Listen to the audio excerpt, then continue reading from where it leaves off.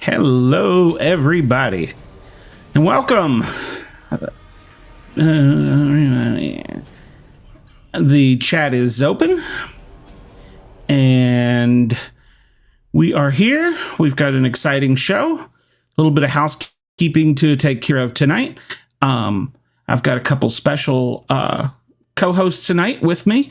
My co-host Brenda is out sick tonight, so we're thanking her and hoping she gets well soon. So I'm sure she'll drop back in if y'all want to leave her comments in the chat, and I'll relay them as well.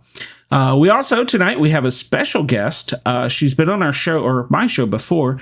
She's one of my favorites. It's Sonya from East Tennessee, and she has all kinds of cool stories to tell about her property. But let's get in the other co-hosts here. I got Mr. Bobby Diesel. How are you, Bobby? And then some strange guy here I don't really know, Harry Marbles. So Good has arrived. I didn't see the option to change my name. Well, okay. Well, we'll just call you whatever. So Just click settings, you can do it. All right. Well, gentlemen, I'm going to bring Miss Sonya in, and I'm going to bring our screen somehow around so that we're all in here together. There we are. And welcome, Sonya. Sonya, I introduced you, but go ahead and tell us a little bit about yourself. I know you're shy, so sometimes I don't know. It depends on who I'm around right now. I'm Sonya. I'm living in East Tennessee, and I have a pretty interesting property or piece of property up here that has some pretty cool activity. We have Sasquatch activity. We have the Wampus cat up here, and we have a lot of UFO activity, along with portals and other things. So, yeah. Wow. I don't. Wampus cat. What's the most recent activity? Well, I mean, the Sasquatches are here year round, so I can't really say like there's any more activity than usual because they're out here every night, every other night. If it gets really hot, I've noticed they have been going up in the mountains, if it's raining a lot or if it's storming a lot or if it's really hot, they go up in the mountains. But besides that, yeah, there's been a lot of UFO activity, but I don't know if it's any more or less than usual. So got the Wampus cat, which the Wampus cat, the more I think about it and the more I've been like studying upon it and talking to other people, I'm not sure that it's not a dog man. But I've seen a dog man out here too, but it was in a couple counties over, but it looked like a werewolf, right? So, but when I saw the Wampus cat, she looked like a cat. So I don't know if they're two different creatures and maybe one's male, one's female, because the one I saw that's here, the Wampus cat, she was definitely female. Yeah, so, and the dog man was definitely a boy. So I don't know. I don't know. Yeah. I'll tell you what's also, funny. Taxidermists used to make Wampus cats out of the rear end of a deer. They would take it and flip that tail up and make it like it's a beard with him. Yeah, I've seen them do taxidermy, like bad taxidermy, online, and they do like Sasquatch faces and stuff, and it's just like, oh, well, some of them are not that bad, really. If you want to have a deer spot hole on your wall, that is. Yeah, that's what it is. Well, Bobby's from Alabama, so he can't help it. So.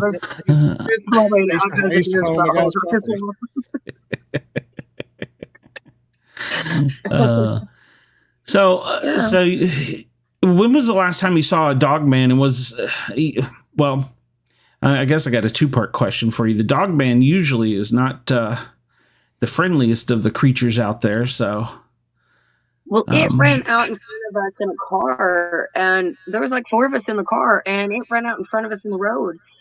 And I immediately stopped and I said, "Oh my God, it's a werewolf!" And everybody you could just hear their breath like leave their body. Sure. And everybody was like, "Go, go, go!" And I was like, "What? I'm not going to try to mow it over."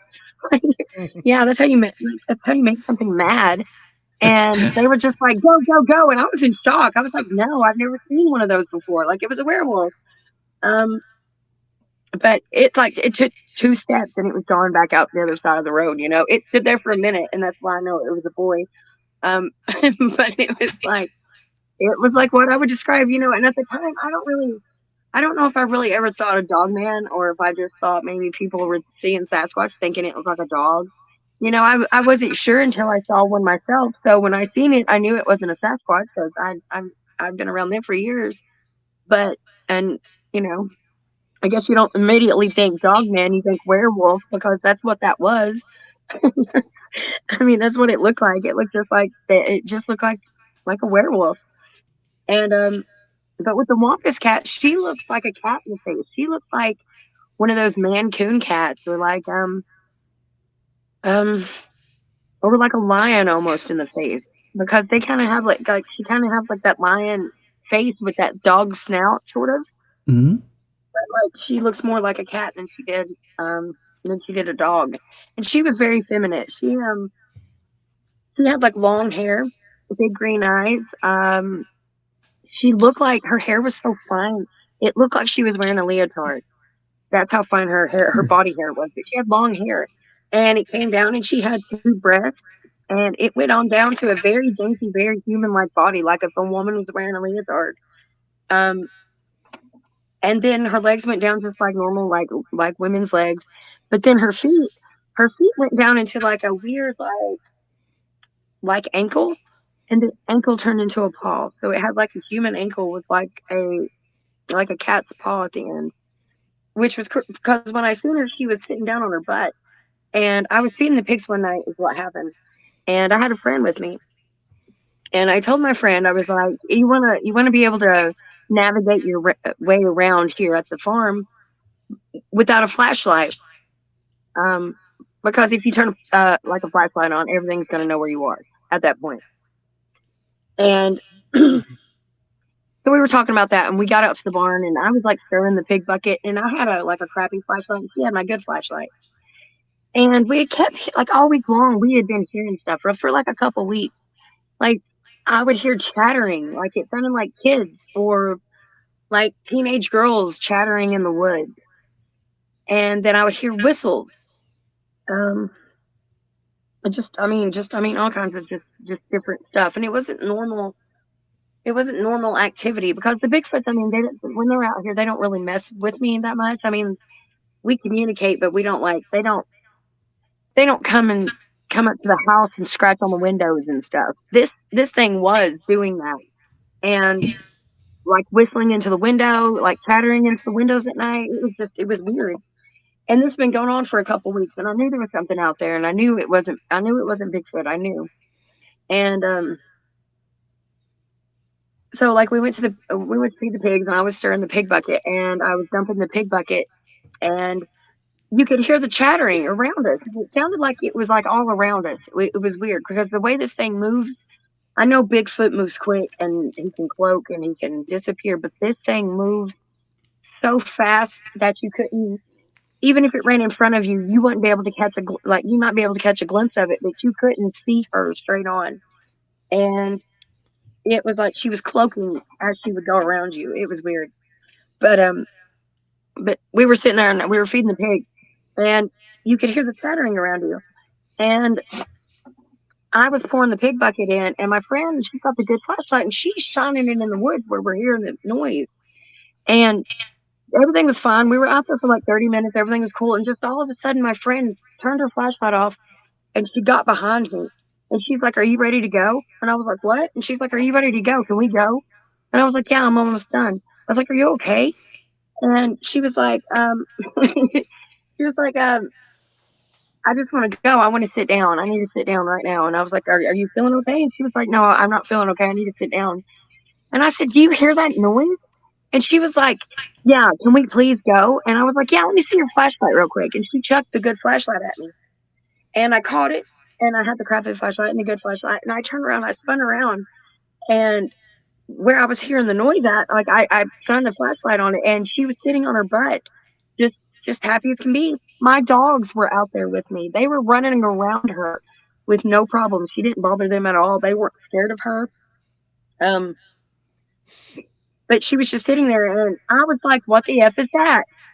And my friend didn't say anything, and she like nothing. And I was like, Courtney, what is that? Do you see that? She's like, yeah, I see it. And I was like, well, what is it? What, describe to me right now what you're seeing. And she said, I can't. I said, I need you to describe to me what we're seeing here. And she was just silent. She wouldn't say nothing. She was just like, I don't know what it is, but it's been standing over there for about 10 minutes. And I was like, wait a minute, what? From the moment she had turned the shit my pants. That's what it sounds like. From the moment she turned the flashlight off and come behind me to stand, and I hadn't even finished dumping the pig bucket. There was a few moments there where, like, she was just quiet and like, "Can we go? Can we please go? Are you done? Can we go?" And that whole time, that thing had been sitting there. She didn't say a word, and I was just like, when we got back to the house, because I stood out there, and just we stared at each other for like 5-10 minutes. And she petted one of my dogs, which was funny too, because when I didn't see her anymore on the property, when she kind of took off, my dog went missing. That same dog that she was petting, he went missing for 2 weeks. So I can only theorize that like he followed her into the woods across the mountain, when she left. She's been back a couple times since, but you'll know when she comes back, because again, it's the weird chattering and the whistling and just like it just I don't know. You just know. Did this one have these 6 legs like the legend? No, she only had 2 legs. She had 2 arms. She stood up. Yeah, and she was, like I said, she was sitting on her butt with her feet out from her with her ankles crossed. That's why I got such a good view of her legs and ankles, because the way she was sitting. And I had been finding, because I put some pictures on I have a page, like I put some pictures up, and one of the footprints, and I keep going back to thinking that footprint that I have, because it's a small footprint. It's only about like 11 inches, 12 inches. But it's the Wampus cat, because the front of the foot looks like a cat paw, but the back of the ankle looks like an ankle. So it's easy to mistake it for like a small Sasquatch or juvenile Sasquatch, foot. But I had been finding these like what looked like bear tracks, because I could only theorize that they were bear, because I've seen big cat tracks, and I've seen, Sasquatch, and I've seen other things, bobcats and things, but I'd never seen a bear. And we'd had a lot of bear activity, in the last few years, and I thought it was a bear. But then after I saw her, I knew exactly what it was, because bears will walk and they'll scratch and dig and stuff. So it sometimes they'll give the impression of what looks like an ankle. Mm-hmm. But like it took me, like when we got back to the house, my friend wouldn't talk. She wouldn't tell anybody like what she's seen. She wouldn't speak to me. She told me to stop talking about it. She needed a minute. And I was like, I forget that people are traumatized.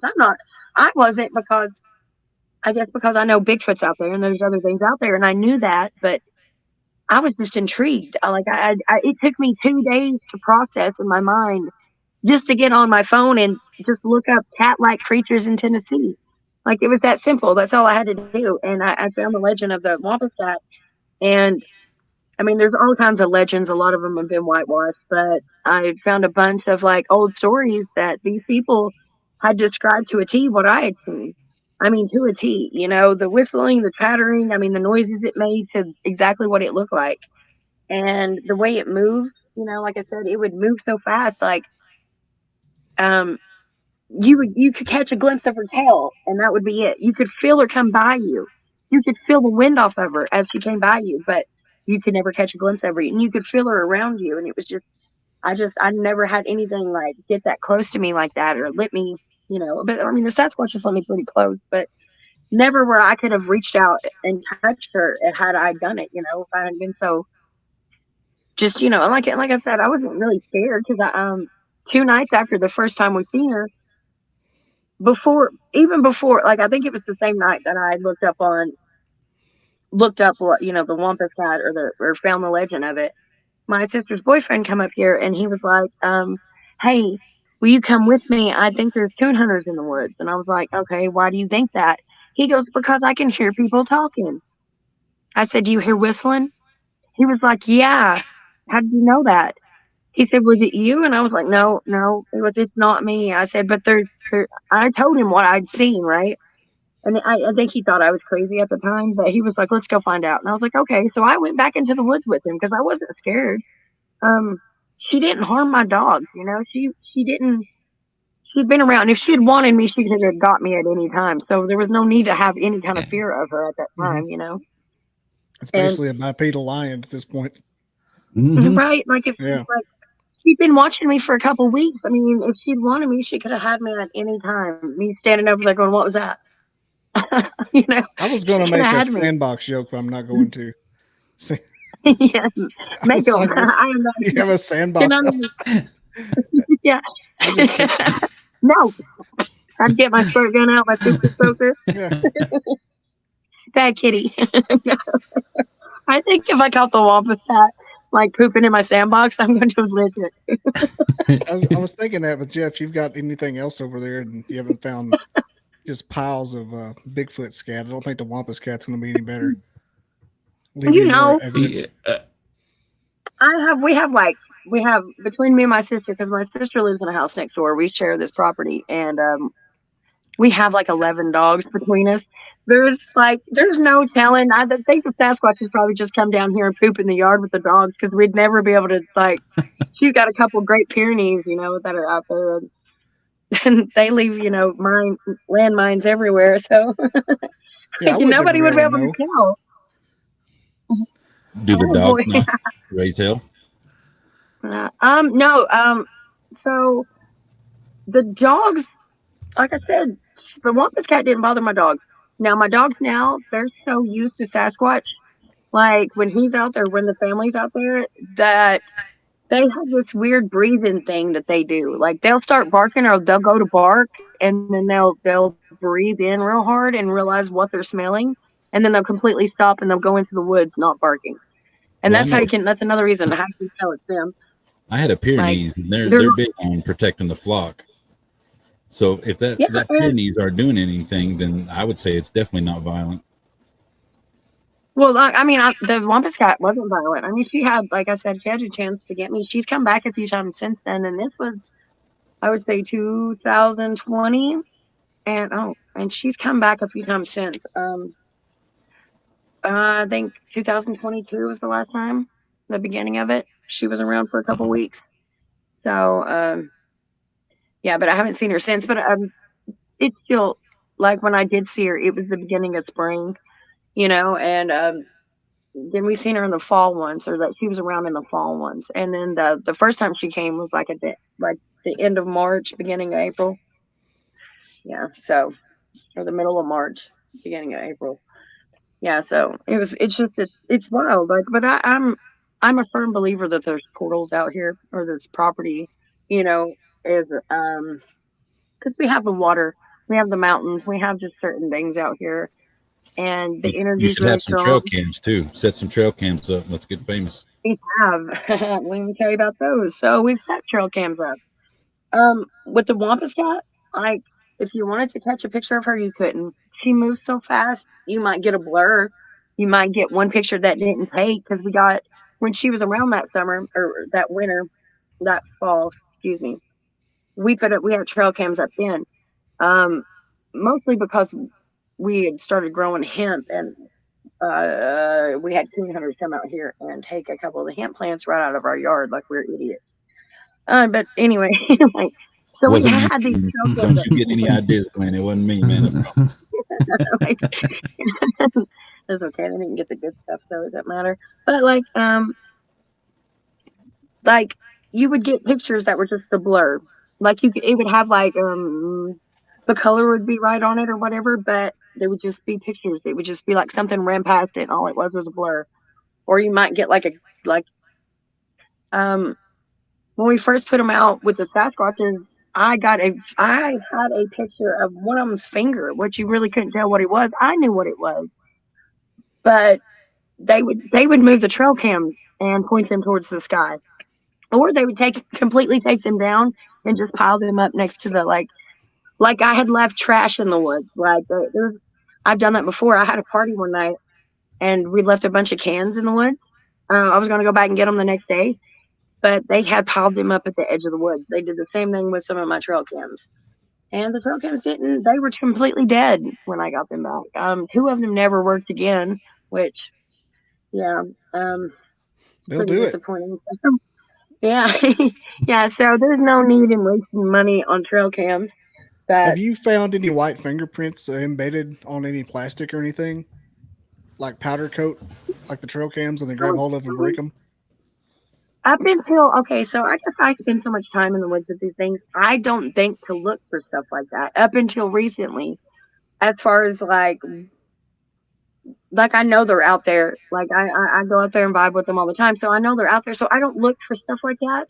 Yeah. But I mean, there's been a couple of times when they've shook the cars before with us sitting in them.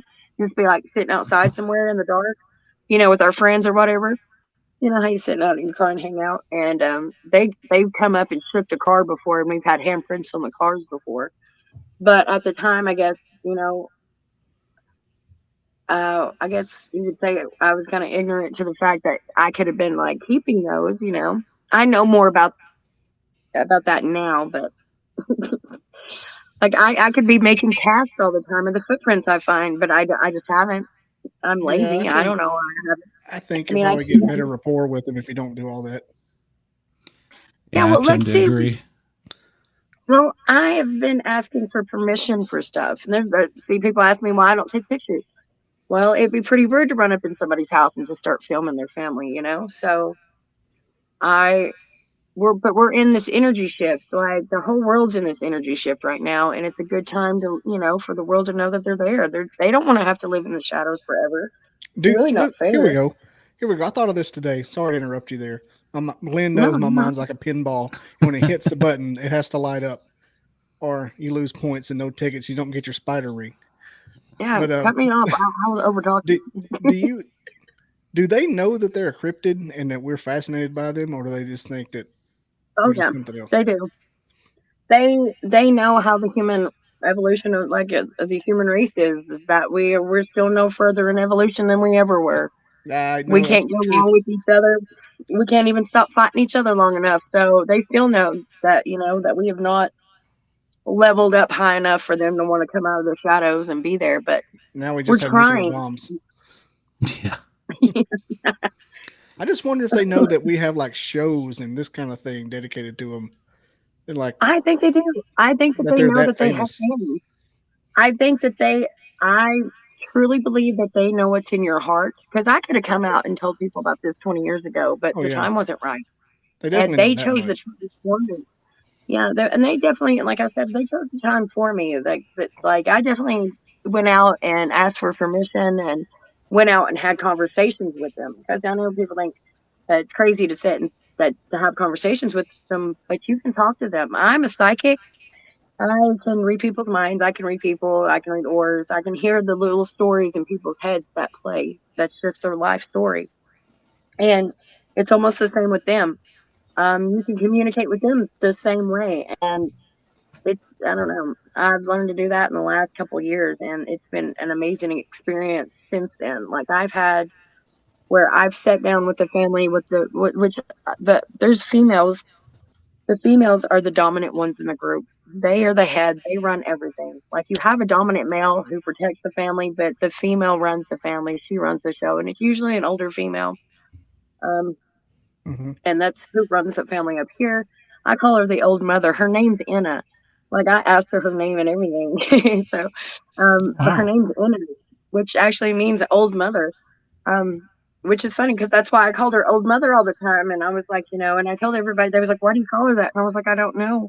I just feel that's who she is. And when I found her name, it was actually Inna, which is old mother. That's what it means. And it was really cool. But she makes the decision. She decides whether she lets the family see or lets you see the family or you get to interact with them. It's all her decision. And when I finally went out and like had moments, like with her and after, like what's basically like what's the point of knowing you're out here, like, and I'm not here to protect you because I know you don't need my protection, you don't need anything from me, so what do you want me to do? And it's just, do what I'm doing, and just help people understand there are other people out there that are having these experiences that think they're crazy. And I know I'm not the only one. There's, especially women, they're really, I think that's why there's so many women out there that have these, experiences where they have these families that come out and, try to communicate, or they, I don't know, they seem like they have more of a bond with, a lot of women. Mm-hmm. But that's why the Sasquatchers do such a good job. Yeah, and it's because the mothers run. It's because the old mother or one of the older females in the tribe or the clan run the show, so it's easier for her to to communicate like that. And so once I found out all this stuff and I started learning these things, like I was sitting in the woods and I was having this moment, and I went out and I took them a bunch of apples and I took them like a whole bunch of fruit, and I was sitting there with it and I was eating an apple because you want to share one with them. So I was like eating half of it, then leave the other half and leave the other apples. And she appeared in front of me. She come in front of me. Like it was like where the sun was going down and it was dusk. It was almost like where you couldn't see in the woods. But I don't use a flashlight out here much. So, and I don't take my gun. Like I don't really fear too much out here. And so I was sitting out there and she come in front of me and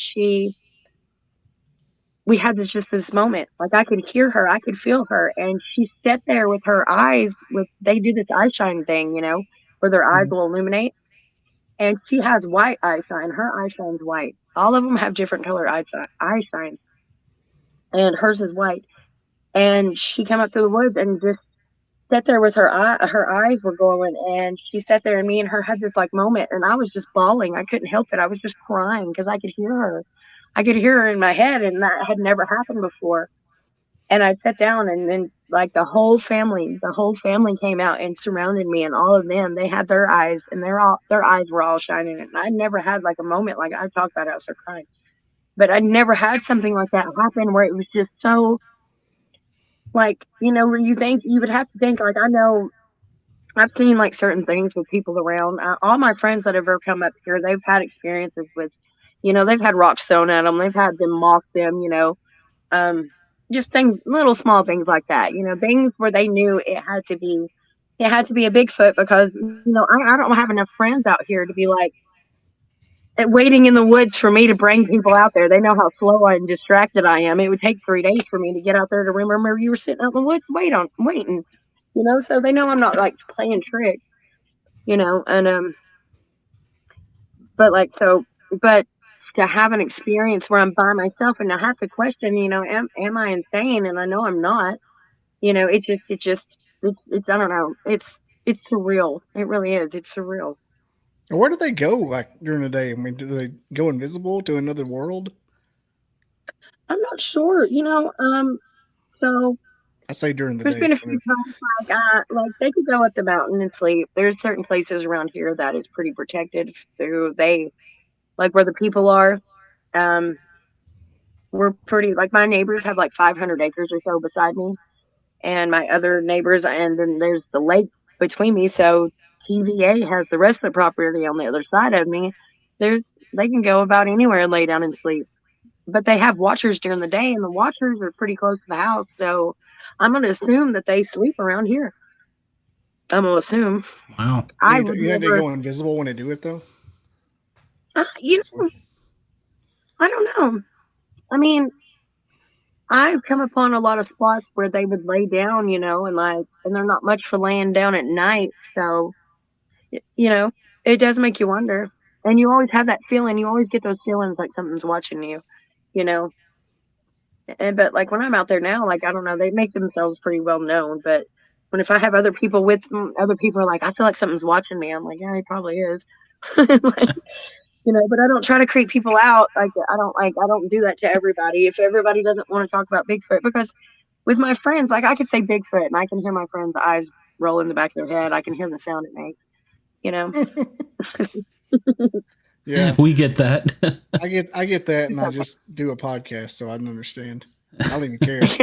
I make them feel dumb. What's Bigfoot? It's 2023. Of course, there's a Bigfoot.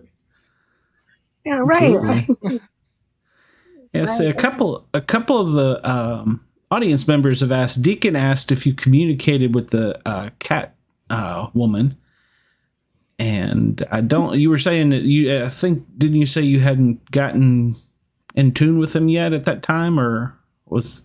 Well, not on a level like this. And of course, when you see new stuff that you don't expect, like I don't think I expected to see a giant cat-like creature out here. I knew the Sasquatches were out here, but I guess in my small little mind, I was like, well, the Sasquatches are out here, so I don't have to worry about other things being out here. Just small-minded, because. But when she showed up the first time, it was the season where the family of Sasquatches here usually go for the mountains, and I think they sleep for like a couple months. I think they just lay low for the really cold parts of the month or the really cold parts of the winter. So it was that time of year where they weren't even out there. And when I first seen her, my first thought was, "Oh my God, where's my Bigfoot?"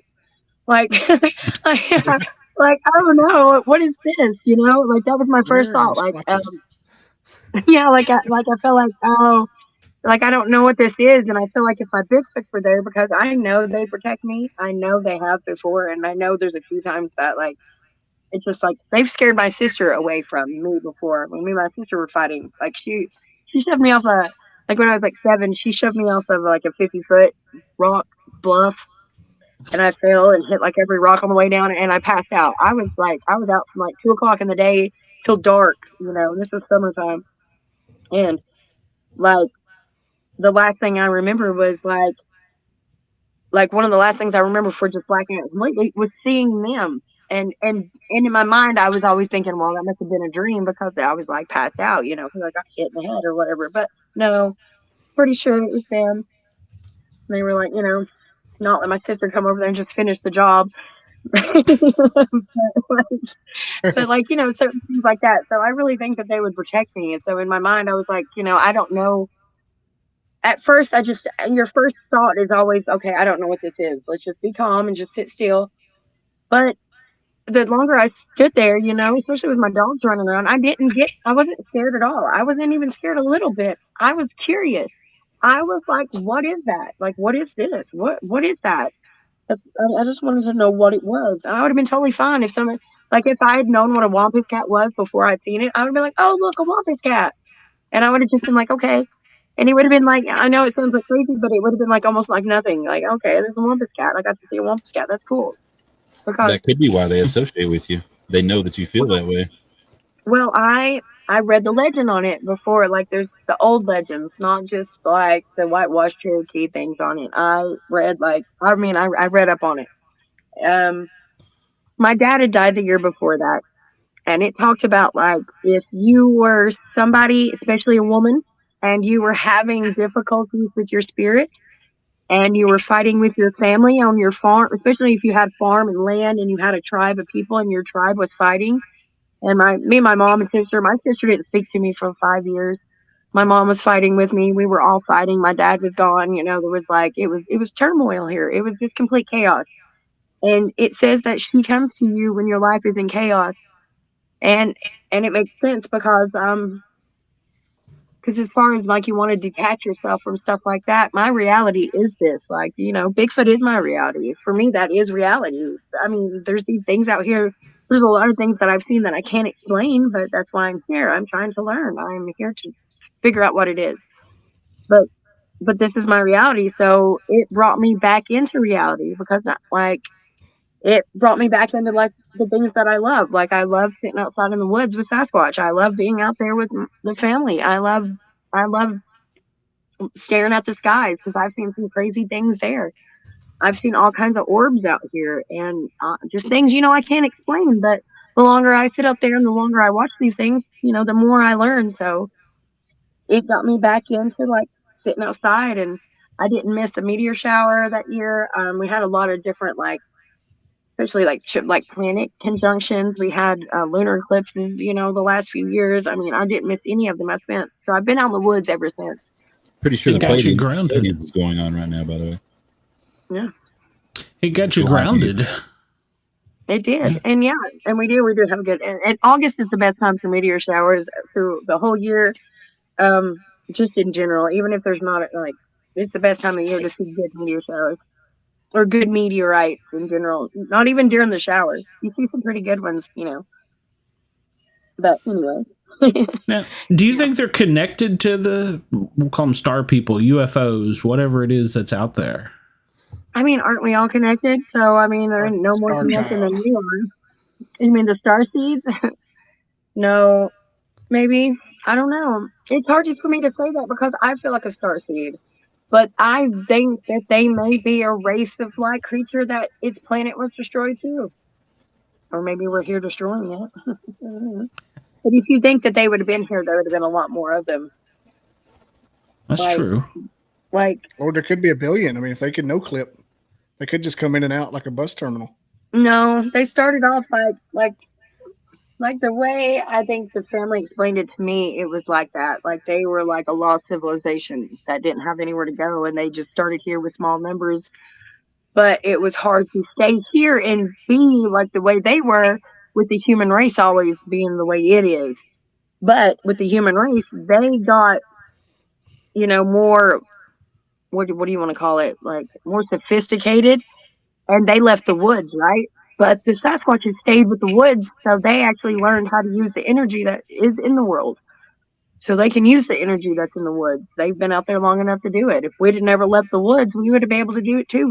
We've just forgotten how. I wonder how hard it is. I wonder if it's like whenever you try to make yourself have an out-of-body experience before you go to sleep and you start shaking and that's what wakes you up and pulls you out of it. I wonder if if you get out in the woods and try to have like an OBS or OBE, like if you'll just flip on over and you can start talking to the nature and stuff and you're in the world. You start seeing stuff like you're on an acid trip. We do. Meditation can cause that. Meditation, just going out and grounding, you can sit there. The best way to do it, the best way to get your energy to a certain level is, of course, ground. You want to be barefoot, but you want to be hugging one of the trees or touching it. Like you can take your shirt off and just lay back on, put your back on the tree. And you know how much energy that we pick up just from being barefoot on the earth. It quadruples that amount of energy when we hug trees. So you can do some a naked hippie talking to the Sasquatch. Do some DMT or ayahuasca, Bobby, and you'll see the world that's out there. It'll open your eyes. Some DMT will take you off the planet. Like you want to figure out what's on this planet, right? You're still on this planet. You peel the veil back. Let this podcast kick off, and we'll see about some of that. There's no way I'm going to Peru for ayahuasca, but I'll do. You don't have to. You can go to Kentucky. They have doctors in Kentucky, and I actually have them all over the state. I just know one of the best ones is in Kentucky. I'm not going to shit my pants. So I'll take the synthetic. Thank you. It doesn't necessarily. You just you know what? You might take some license before you go. You don't want to. But they're prepared for that. They do prepare you for that. You could. Ayahuasca. That's what it does. There's a chemical in your stomach. Not every time. There's some people who have taken it who have not shit themselves. I can't mention any names, but not necessarily gonna puke or shit every time. But I definitely puked. It blocks the stomach acid. Whatever they give you, the ayahuasca will block the stomach acid because we all produce DMT. It's just the stomach acid. And some of us are lucky enough to produce DMT all the time. Some of us produce it all the time, and I think that helps with certain things. Every single human produces DMT. That's right, but most humans only produce it 2 times in their life: when they were first born, when you come into the world, and when you leave the world. But some people, they produce it all the time, not necessarily all the time. People don't necessarily do it all the time, but some people produce it all the time. So. But normal people just produce it twice in their life, and that's again at birth and then when they die. Dimethyl-tryptamine. I know all about it. So one of the audience members asked, "Do you think that Bigfoot has a lifespan, or are they perennial, or can go to the spiritual realm at will?" Oh no, I think that they definitely have like a lifespan. Wonder how old it is, or how old they get. The spiritual realm and going in and out of dimensions are two different things as well. I've learned that. They're like, you have all different kinds of dimensions. It's just not based on one dimension, but the spirit realm, where you go, where your soul goes, is like the universe. Moving in and out of dimensions to move places isn't necessarily the spirit realm. I mean, it's not, I'm not saying it's not part of a realm, it's just not the spirit realm, as far as I know. It's my opinion. Okay. But the some of them, like, like as they grow, like you watch them get from little to big, and the old mother that's here, she's definitely, racking in age up there. I hope she can't hear me. I know she can. Like, I don't call her old, but you know what I mean? Like, you can definitely tell that she's getting up there in the years. So she's not like she's not some sort of creature that's like, gonna live forever. I don't believe she's not like a vampire or nothing. No, she's not immortal. That's the word I was looking for. Immortal. Gotcha. But I guess, like if your spirit can leave your body and you believe in reincarnation, then we're all immortal anyway. It's true. And someone was asking if you ever leave them gifts, and once they wanted to know what they like, and apparently they tried oranges and they won't ever do that again. I'm not sure. Peel the oranges first. Have you ever bitten into an orange? But the orange peel tastes awful, don't it? Yeah. Yeah, that was Roger. He left them oranges and they started pushing trees down around him. Yeah, peel the orange first. Yeah, that's a crazy story. I mean, you have to. Yeah, I did the same thing. Like, mine don't like when you bite into an orange, it immediately draws your mouth up. Same thing with like potatoes and starches. They don't like potatoes and stuff. Not a big fan of potatoes. Carrots, not a big fan of carrots either. I guess I could just get carrots anywhere. There's a lot of wild carrots out here. So, but like I leave them apples all the time. I leave them pastries. I leave them cookies. I leave them all kinds of stuff. Eggs, farm fresh eggs, not store bought eggs. They won't eat those store bought eggs. Let's see. I like, as far as like gifts, as far as like trinkets and toys. Now I leave them like mirrors and little like bells. I left a couple whistles one time, but they broke them. They didn't like. I don't know if they use them or not. I never heard them use them, but they broke them, so I'm not sure they were a fan. What else? Little jingle bells, things like that. Like I said, the little cat balls, like that light up and stuff. They're a fan of them, and it's funny too, because when they're walking in the woods and they got them lit up, they'll bounce. They'll be like walking through the woods with them bouncing. It's pretty cool. Yeah. Yeah, I interviewed one guy, and he said that now this, I think, was in Ohio, like chocolate. I was kind of surprised. They like chocolate. But then again, who doesn't like chocolate? So I'd be more shocked if they didn't. Yeah. I know peanut butter is always peanut butter is one of their favorite things, but it's so expensive. And you don't like, and I try not to give them peanut butter that often, once or twice a year, because I don't want to make it an all the time thing. And so I don't like have a set schedule. I don't go out there like every Tuesday or something like that. I'll go and wait like 10 days. Sometimes I'll wait like 12 days or 15 days, but it's about a 2 week. In between 2 weeks, I'll pick a day and go. And that way they don't, like, it's not a set schedule. They're not expecting it. It keeps it from being like, like them expecting it. You know what I mean? I don't know. Especially in between seasons. I think I give them more stuff. What? Keep them from getting violent too and expecting it.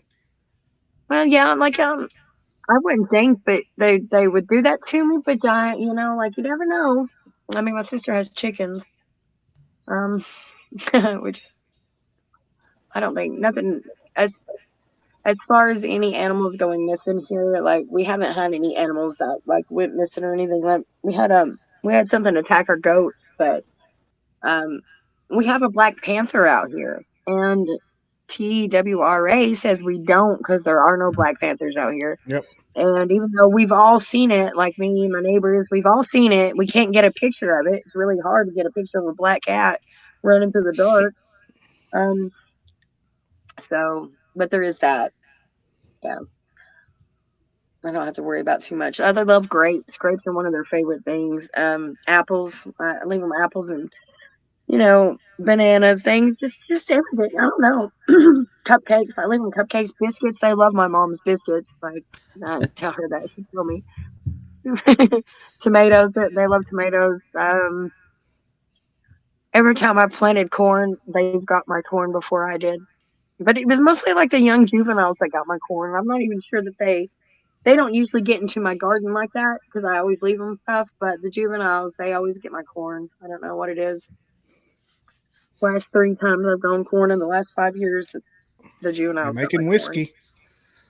I mean, the first year I grew corn, I was like, I was new. It was my first garden. I didn't know that you were supposed to plant corn like two kernels per hole or whatever. No, I didn't do that. I just did 1 kernel per hole. So the corn grew well. It just didn't grow strong. And you could have just like tipped the corn over, just barely blew it over. But that's why I knew. Mom was like, something got your corn. It had to be raccoons. I was like, Mom, raccoons couldn't climb those stalks. And I was like, come back out here and look. And then I showed her the footprints. There was little bitty footprints all through my corn. I was like, see the stalk? And I just pushed one over and it went right over. I was like, see, nothing could have climbed the stalk, Mom. I was like, whatever it was standing here eating my corn. She's like, you're right. She was like, you don't think the neighbors would come? I was like, Mom, the neighbors have a bigger garden than I do. Like, why would they take my corn? She's not even well grew. She just doesn't want to believe that they're out there. She knows they're out there. She just doesn't want to believe they're that close to the house. It scares her. Like, I don't know why. Like, if they wanted to get us, they would have. They could have. And they still might. I don't know. I can't guarantee anything.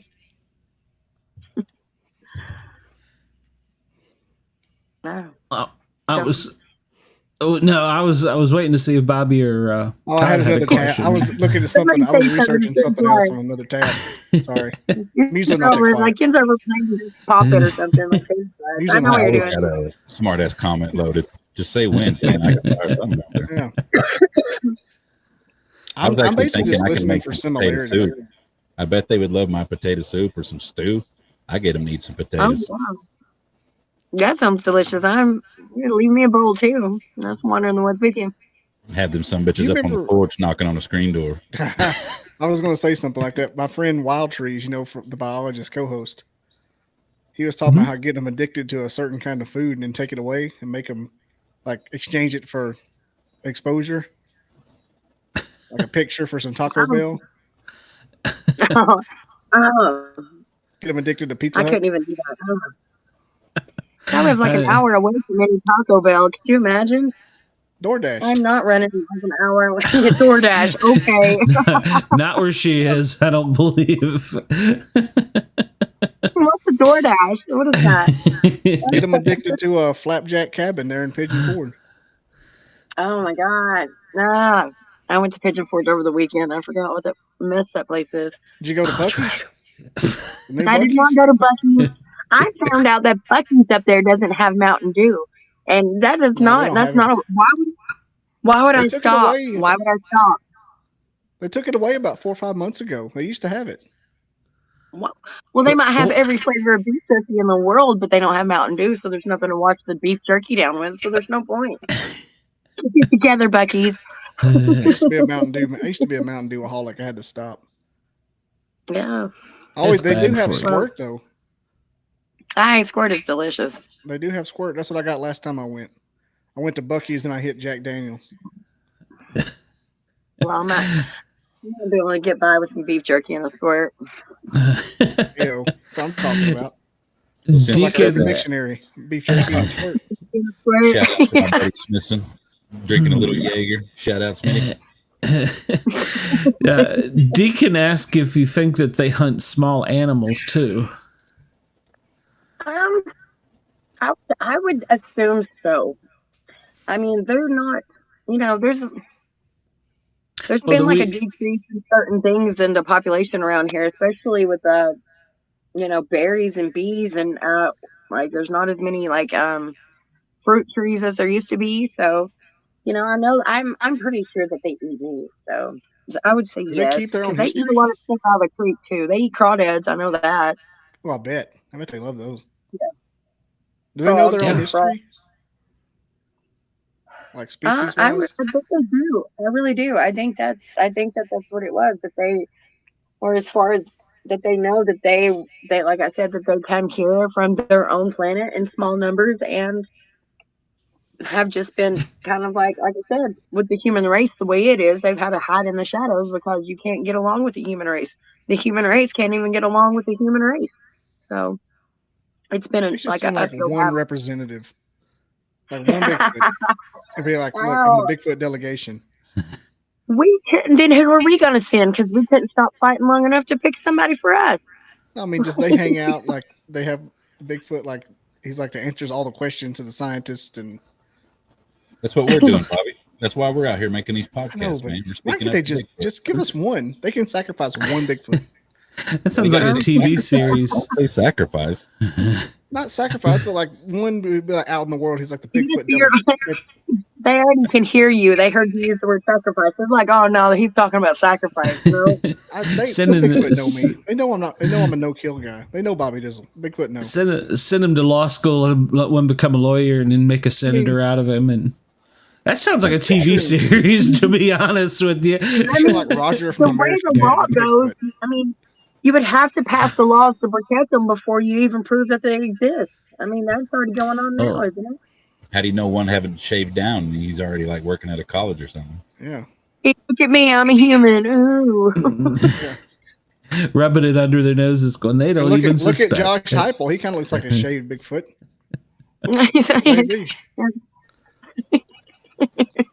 We're giving away your secrets. Well, they have to, like, they always said that they collected the DNA, and part of it is, human women DNA, right? Female human DNA. Mm-hmm. So, I mean, it makes sense if you shave yourself down and like, listen, you got to bring a woman back. You got to send one Bigfoot out to bring a woman back. Maybe it's like Rumspringer. Yeah. They're banned. Right. Exactly. Their hair back. Being human's not that bad, though. I mean, we got football. We got Chick-fil-A. I mean, what are they getting? Old peanut butter and chickens. Like, yeah, but you think that's just gifts that they leave. But that's just like being at a festival and somebody giving you a free corn dog. You're gonna take the corn dog. You're gonna enjoy it, but you're still gonna go over and buy a cheeseburger.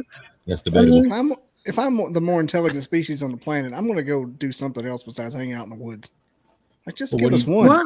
Maybe they got beasts. Like it's like you're seeing the interdimensional, right? Is awesome. It's full of mushrooms and all kinds of cool stuff. I know, but they could give us like one Bigfoot that we could see and like hang out with. They got $25 right now for a Bigfoot on their own planet or their own dimension. And they're like, these crazy humans are giving me oranges. Like, what kind of shit is this? They keep bringing them back. Like, what is this crap? Like a Seinfeld episode with the Japanese people. Yeah, they're giving me mini oranges again with the oranges. They're just being nice, like, okay, human, I'll take it, even though I got piles and piles back at home. Again with the oranges. Yeah. Bigfoot's allergic to peanut butter one time when it starts a war. Oh God, we're thinking all the things that they can get us, they bring us the stuff we have out here. Come on. So the first question you can ask that Sasquatch in a suit, like, do you have peanut allergies? Yeah. Are you allergic to peanut butter? Sasquatch drives a Subaru and has peanut allergies.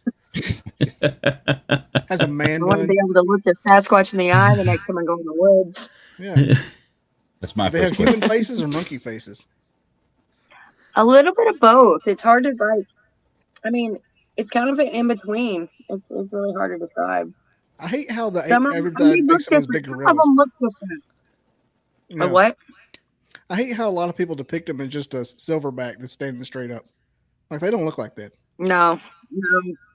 And what's really funny is like the big male, like in the face, he kind of like looks like Harry from Harry and the Hendersons, but not goofy. He doesn't look goofy like that. He's a completely different color. But a lot of his like shape, like his actual shape, is just like that. His shoulders and everything like are just like that. He's a darker red color, but his faces are darker color, so it looks different. And his eyes are dark, but like his facial shape and his body shape are very similar to Harry from Harry and the Hendersons. And it's really hard to tell people that because they're like, oh yeah, that sounds believable, plausible. But yeah, sure, Sonya. It doesn't sound like something. It's hard to just describe things. Yeah, I mean that's a baseline. That's a baseline for what he looks like. I mean, what do you think about the Patty film? Is that real? You think it looks real? Oh, to me, that was 100% real because when they slowed that image down and her boobs swung around her body, I felt that. You understand? I felt that. I know how that felt. I feel like that was real. Nobody would just fake doing that. Nobody, especially back then. Yeah, especially two dudes. Nobody would have thought to put boobs on it and the hairy in the middle of the woods. Like for real, like, and there's like you wouldn't. There's just no way. And that's in that facial shape that they have. They're like those people that have that disease where they have hair that grows all over their body. A lot of them look similar to that, just that very human-like shape face with the hair on it. There's a couple of them that look different that are out here, and I don't know if they're from different like clans because I know sometimes they said that the females will go off, that they'll send different members of the family off to mate, which I would say that they have because we've had different ones come up. We've had new ones come up in the last several years, like new girls, and I guess they're just a part of the family now. I don't know, but they have babies. They have one new baby this year, and about 5 years ago they had like 3 new babies. But yeah, I don't know where I was going with that. I know the one in Virginia that I saw. It looked more dark, like black color in the face, and had a different shape, almost eyes. And then the one that I saw here in Georgia, it had more of, I don't want to call it monkey-ish, but it was different than the other one. It wasn't as human-esque, but it was very clay colored. So I wondered, well, of course, Georgia clay, everybody kids about, but I wonder if maybe the drinking of the water had anything to do with that. But there was definitely a difference in it in the two that I saw from. Well, you're going to want to be able to camouflage yourself in your own surroundings. So you're going to want whatever color you're going to want to be. It's like the color of whatever is around you. So that would make sense. Yeah, that's true. Yeah, she apparently just woke up and she's in the chat. So I think it's some kind of descendant of an orangutan anyway. So I think it would already be that color. I mean, the ones out here are all different colors. Like the big male, he's really dark and red. Like he's like a dark red. But there's one of the watchers during the day. She's like a lighter color red. She's like an auburn color. And she has that more like human-like face than he does. But she's been a watcher out here. Since I can remember. And I don't know. I always for her, like I always feel closer to her than any of them because I spend more time with her than I think I do any of them during the day because she sits right out by the house. Like I've been on the phone with people in video chat. Like I was on the phone one time with Chris Grizzly and like I had the phone turned around and he was watching out the window and I was like, do you see that? And I was talking about the storm that was coming in. And I was like, look at the storm. And he was like, there's something out there. And I was like, oh yeah. I was like, yeah, she came out earlier. And I was like, did you see the lightning though? And he was like, did you see the Bigfoot? And I didn't realize he had never seen a Bigfoot. And now he just got like a total like view of one on video chat. And I was like, yeah. I was like, I told you they sit out there. Like they're out there all the time. They're out there like all the time. So it wasn't something. And it's kind of shocking to have a podcast and be a expert on it and having never seen one, but yeah. So, but yeah. Technically, I've never seen one either, Glenn. I've only heard. Well, you did have the experience. Shit, Glenn. Yeah. Well, you can see the feet, like the foot. Why are you being this way? I said foot tracks. Foot tracks. You done toked and muddled too much. Yeah, exactly. I seen the footprints the next morning, but that night, we were so far out in the woods, like we walked for a good 3 hours. So I mean, what else is going to be out there with us? Plus, the dog was freaking out so bad. You know, if it was a deer or something, he's not going to go into defense Yeah, mode. the dog will act like it just doesn't want to be there. The dog's like, when they're scared like that, they'll act like they do not want to be there. Like, let's go back, bro. Let's go back. Like, let's not be here. They This know, dog but was more of a holy shit, guys. Do y'all hear that too? yeah, Don't leave the cave. Don't leave the cave. Don't leave the cave. That's what he kept marking. Don't leave the cave. Y'all hear that shit, right? They mess with you when you're in the woods like that. They know that they know when you're listening like that. So that's why they do that walk with you thing. They'll walk with you just to mess with you. They'll walk with you just to. I really think we were in his home. Like, we were in his bed. This is where he stayed. But I guess if they're nocturnal, he's not going to use it at night, right? Are they nocturnal? Well, do you? Mostly. I think they're out most of the time at night just to avoid people because it's easier. I don't necessarily think that they want to be nocturnal. Well, he was out fishing. It's just easier to move around at night. They're fishing. We're in his sleeping hole. Right. And well, you know, anytime, like, I'm like that. I'm kind of like one of those people. If you came onto my property and you didn't know that I was watching you, I would watch you just to see what you were going to do. I would. And that's just me. So you can imagine what they would do. They were just doing the same thing. Okay, so I felt like there was another lady. Her and her husband have a family of Sasquatches on their property, and she accidentally gave them rum cake instead of like regular cake one time. And she got one of the juveniles drunk, and he went ballistic. And I'm too like freaked out to think that they would just, you know. They call it spirits for a reason. Like, even people, you know, it's not good for it's like yourself to drink. It's like having a bunch of drunk midgets just can't control themselves. Well, there's something about the brain. Like, it's easier for them to.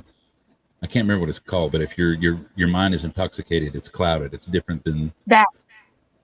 Exactly. So the spirit part of that's why they call it spirits, because it can make you, you know, in and out, and it makes you not clear headed. And I can imagine how mad they would be at me for not being able to get back to their regular, you know, their normal. And then the next day, the headache. Oh. I just picture a Sasquatch holding a beer. And then he gets addicted. Have I ever gave them magic mushrooms? Maybe. Have I ever let them other stuff? Yes. Watching college football with a Bigfoot and a beer? I mean, you know, they eat hemp. They like it. They like it a lot. I bet. That's how you're going to lure him in, Bobby. Like, here's some hot wings, buddy. I got the TV, the big screen. You eat the hot wings. You hold the cup of ranch out so they come to you, because you know they're going to want to get that. I've already decided that if I get that magical genie wish that I know Bigfoot exists but can't tell anyone, I'm taking it. I'm taking that option. And so just know, Bigfoot, that I'm willing to keep your secret if you'll tell me. Well, if you're ever in Tennessee, you just come see me. We can make that wish happen. You don't have to I'm in Tennessee a lot. I will take you up on that bigger than shit. You're in the part of Tennessee I'm at all the time. All right. Look at me. Look how old I am. You think I don't go to picture porch? I saw the Bucky's hat. I don't even say nothing. Go back to about the Mountain Dew. This is from Alabama Bucky's though. He is a Bucky's addict.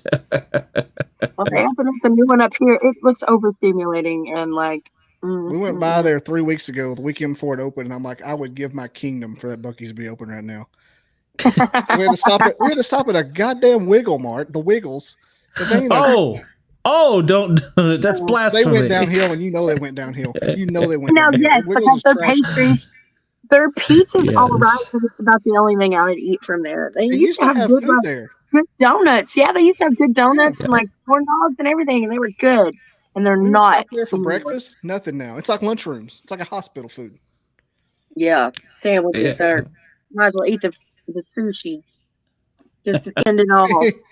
The Weigel sushi. Here's Brenda. Hey, there's Brenda. You're supposed to be resting. You know what? I would be. Hang on, let me turn my phone off. I would be if you would check your chat. I'm reading the chat. You should be resting. YouTube chat. Yeah, I can see it right here. Crackhead. Well, Hey, you're we used supposed to to be stay in- resting. We used to stay in Farragut all the time, and we go to the Weigels there. Yeah. And I'm it's just not sorry. the same. The Farragut Weigels? It sounds awful. It sounds Yeah. completely awful. Why don't you just go the one on Western Avenue and just like, yeah. Oh. No, the Corrington one is not bad, and they've got a pretty good kitchen in it. They just remodeled it here recently. My best friend works at the one at the four-way there. Yeah. Yeah. Well, that's right around in the neighborhood for me. And every time I come to town, I've got to get an orange Mountain Dew and a corn dog. So, and Tennessee is the only place you can get the orange Mountain Dews. So, it's like a big orange. Sun drop, by God. Oh, it's sun not a drop. sun drop. We have the one machine out here at my nearest food city, which is like 45 minutes away. But like they have a machine that has squirt and sun drop in the same machine for 50 cents. It's heaven. Squirt now. Without What Mountain town in Dew. Tennessee do you live in? Or place? Granger County. Which one? Granger County.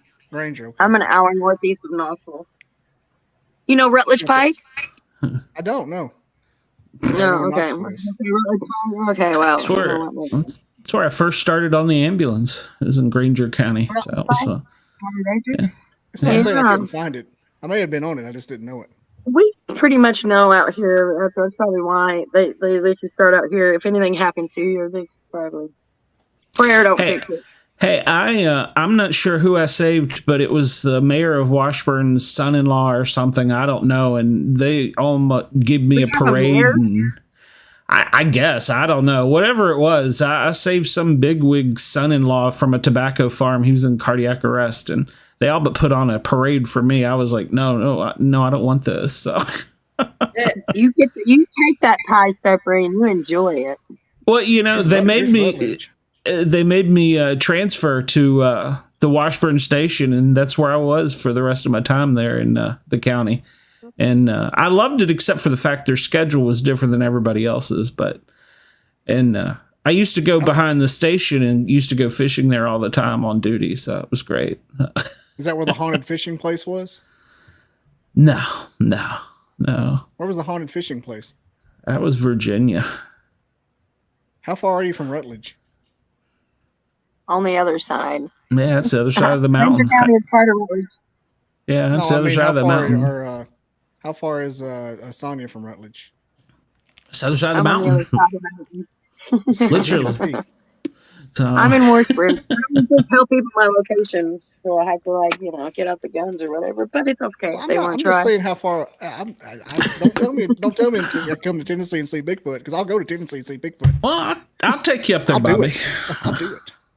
I have a Toyota Tundra. Sonya's house. Sonya, we're all gonna park big trucks and motorhomes out on Sonya's property and have a barbecue and. we already have like three. We have like three or two buses. We have a bunch of stuff like that. We have a bunch of tiny homes already set up here. People come and go. Huntsville? From what? Huntsville? Yeah, I got a standing invitation to Huntsville as well. I do not know. And Red Bull and Springs. I would look it up, but I'm on my phone. Yeah, it's not far. It's like a perpendicular to Knoxville from you. Yeah, perpendicular. That's a fun word. It's off I-75. Yeah. Oh, that's like you're going towards Kentucky. Okay. Yeah. Yeah. How's your little possum buddy doing, Sonya? Do you want to see it? Yes. Yeah, I've heard about this. You're gonna have to tell the story of this. Yes. I'm gonna see it. Oh. Blue moon of Kentucky, keep on shining. Speaking of blue, Bobby, I still have not gotten the blueberry moon pie. Oh my goodness! Look at him. Oh wait, hold on. I gotta. Oh, that's a possum. That is a possum. Yep. Oh. It's a little tiny feller. Could be one of the best pets I've ever had. Huh? Blossom the possum. I think I'll name her Blossom. Blossom the possum. Awesome. That's a good idea. How are you going to house train a possum? They train themselves. They'll use a litter box like a cat. But I mean, not naturally. Yeah, man, that's what they do. Animals shit in the corner. They're not dumb like humans. They're just whatever. Yeah, they're actually pretty smart. It'll learn how to use the litter box faster, Glenn, than you learned how to use the potty. It already goes in the corner of the box. It really does. It already goes in the corner of the box and everything. So it's already a perimeter shitter. I've already halfway there. Yeah. Maybe I should have come and got them raccoons out of your mom's attic, you know? Yeah. I wished you had. One of them didn't make it, so. Yeah. Well, I could sell that one too. I know some people.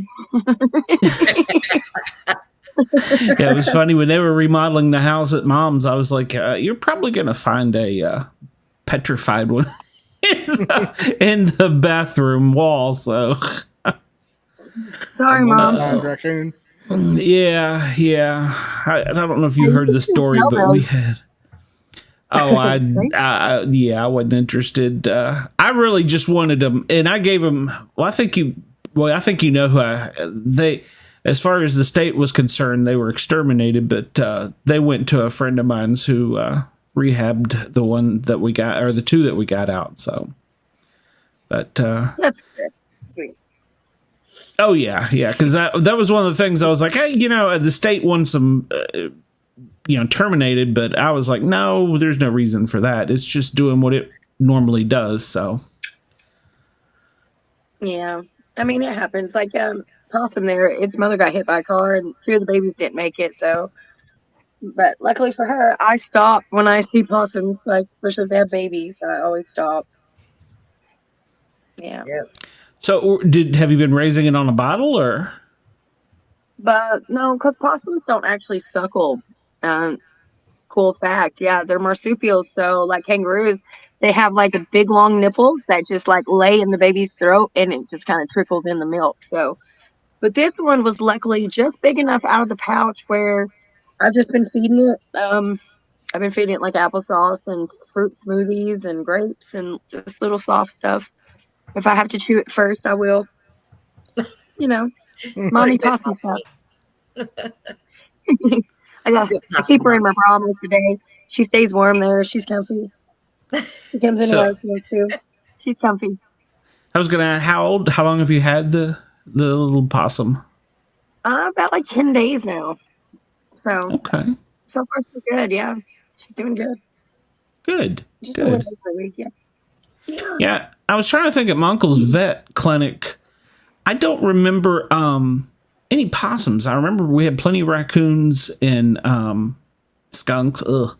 But I don't remember any possums. But skunks are cute too. They're like little bitty cats too. They're so sweet. Like if they're used to you, they're just like a cat. You can almost walk. Like most of the time, if the skunk's not scared of you, out in the woods, you can about pet them. They'll come up to you. You gotta be really careful. Don't like move too quick, but they'll come up to you like a cat will. It's weird. Oh yeah. People just freak out because they get a skunk near them and they start running, and that freaks the skunk out. And the skunk will spray you because of it. I've had lots of stuff come right up to me and just be like, "Okay, don't move." Okay, and then they're totally fine. Glenn, yes. Sorry, Glenn, Bobby, Todd. I just wanted to pop in to see Sonya because I miss her. I'm glad you did. I did. Hope you feel better soon. And you're gonna come back again because I can't stay on here long. I promised I would be resting today. Yeah, I'll definitely come and do another show with you guys. I've been actually keeping myself busy, and I didn't realize with like when I was doing the other podcast, like how much you don't get to spend time in the woods because your best time spending time in the woods, you're sitting inside. Yeah, true. Yeah, so it was a good thing. I needed it. I needed to get back out in the woods anyway. So Good. I've had some really good court experiences since then in the last couple of months. It's been great. Yeah. Well, you're always welcome here. So. And I am gonna shoot out and I promise. Yes, go rest. You've had a long day. I'm gonna drag you out into the woods. Oh, whatever. Whatever. I'll gladly go out in the woods. Go get some rest. Go tell Jack to medicate you and put you back to bed. So Right. I'll go to the woods. Heartbeat. Wow, I'm on a different screen. Let's see. How do I get out of this? Oh wait, I just go up here to the X. It's like a time. It's like a time. no, do not go up to the X. Here, I'll put you backstage. So. No, I'm not talking about going backstage. I'm just talking about getting out, logging off, turning it off. I just go up to the X. It's just an illusion. Okay, just don't kill the whole podcast. So I couldn't. well, we'll find out, I guess. I sense that Brenda may have some medication on board there, so she needs to get some rest. Well, yeah. Yeah, she's had a rough day. So, well, I don't want to talk to you all night, but I feel like you could probably tell us all kinds of really cool things, and I learn something every time you're on. And every time I listen to you, I learn something too. So. It's like it's one of those things like where this stuff happens so much without you asking me questions. It's hard for me to because it's been a 36-year event. Really in the last 20 years. I've been really out there. What's the likelihood of somebody that comes over and camps out sees one? If they're not a real piece of crap. It's yeah, exactly that part. There you go. It's actually a really, really good chance. A very, very good chance, honestly. And Good especially Lord. if you're in the woods and things, if you have good intentions and good things in your heart, they'll for sure let you see them. They trust me, so. Well, I really don't think that people understand East Tennessee, at least the part I'm from, that part of the county, the country. I think there's more of a population there than people really realize, because even where Mom's is, I've had experiences just there. And I mean, I think they've been happenstance, but there's 2 other families that I know of. One of them west into Copper Ridge area of Texas Valley, Copper Ridge area going towards Halls. There's one there. Near there, near that area. And of course, there's one, going in towards Sevierville on this side of the mountain, So I guess like the Mascot side. So that would be right there on, in between the mountains of Corrington right there. So, and they move around, They've got the mountains. They've got the good mountains right there to move.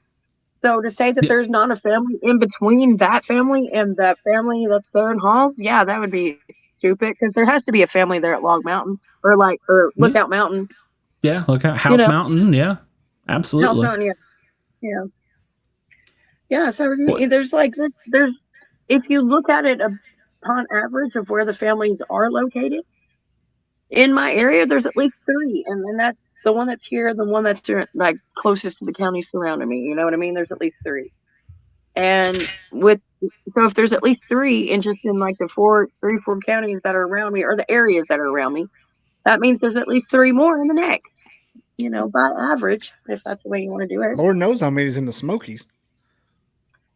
Yeah, I would be really curious, because I would say, like I said, with the Dogman being out here too, I would really I know in the next county over is where I saw the Dogman, so I would be really curious because people want to know if they're territorial.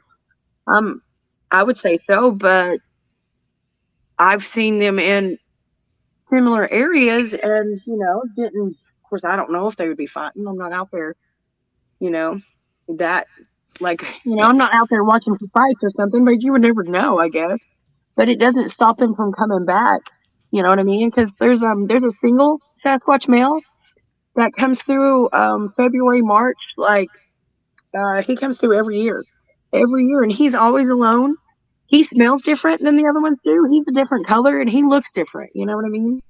He used to be a little bit more aggressive, and he's kind of calmed down in the last few years. But I don't know where he goes. I don't know where he, if he just travels all the time. I don't know where he resides, or what his deal is. But he comes through every year, and that he's there.